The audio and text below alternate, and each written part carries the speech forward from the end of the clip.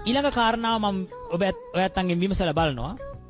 පින්වත්නි, භාග්‍යවතුන් වහන්සේට දානයක් පූජා කළාම ඒ දාණයට මොකද්ද කරන්නේ? ඒ බුද්ධ පූජාවට අස් කරනකොට මොකද කරන්නේ? තියෙන ප්‍රශ්නයක් තමයි නේද ඇහුවේ නැති වුණාට. මොකද්ද ප්‍රශ්නේ? මොකද්ද පිළිතුර? දැන් සමහර අය කියනවා සතුන්ට දෙන්න එපා කියලා. දැන් මම එක ධර්ම දේශනාවකට වැඩම කළා. ඒ වෙලාවේ දහම් පාසල් ගුරුවරියක් සඳහන් කරනවා ස්වාමින් වහන්සේ කපලා වලක දාන්න ඕන කියලා. මං ඇහුවා මාවද කියලා. පින්වත්නි, භාග්‍යවතුන් වහන්සේට පූජා කරපු දාණය අපි හිතමු වලක් කපලා වලක දැම්ම කියලා. ඒ වල ඇතුලේ පණුව නැද්ද? එහෙනම් ඒත් පණුව කනවනේ. එහෙම අකුසලයක් පිරෙනවා නම් ඒත් ඒකෙන් මිදෙන්න බෑනේ. එහෙනම් මොකද්ද කරන්න ඕන? මොකද්ද? සුදුසෙකුට දැන් භාග්‍යවතුන් වහන්සේට පූජා කරපු දාණයට කවරක්ද කරන්නේ කියන කාරණාවට විසඳුම මම මෙන්න මේ විදිහට දෙන්නම්. එතකොට ඔය ඇත්තන්ට පැහැදිලිව තේරුම් ගන්න පුළුවන්.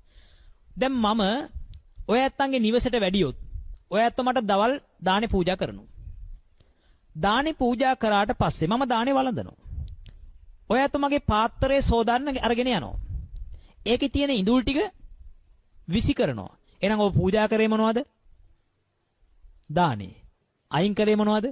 ඉඳුල්. ඒ විදිහට හිතන්න. භාග්‍යතුන් වහන්සේට පූජා කරේ මොනවද? දානේ. භාග්‍යතුන් වහන්සේගේ මේසේ මතින් ඉවත් කරන්නේ මොනවද? ඉඳුල්. ඉඳුල් ටික කාට දැම්මත් ප්‍රශ්නයක් නැහැ. දැන් තේරුණාද? ඒක සරල කිසිඳු අකුසලයක් සිද්ධ වෙන්නේ නැහැ. කුසලයක් වෙන්නේ මෙන්න මෙහෙමයි. භාග්‍යතුන් වහන්සේට බුද්ධ පූජාව තිබ්බහම ඒ කුසලයේ අම්මට රැස් වෙනවා.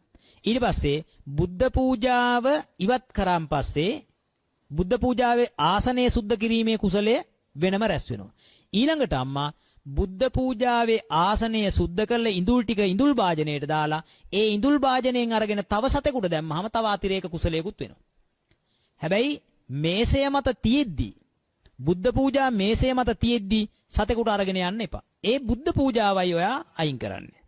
බුද්ධ පූජාව අයින් කරන්න. එතකොට බුද්ධ පූජාව දැන් ඔබ අයින් කරලා තියෙන්නේ. දැන් ඒක ඉඳුල්. ඒ ඉඳුල් ටික ඔබ දානවා කොහෙටද?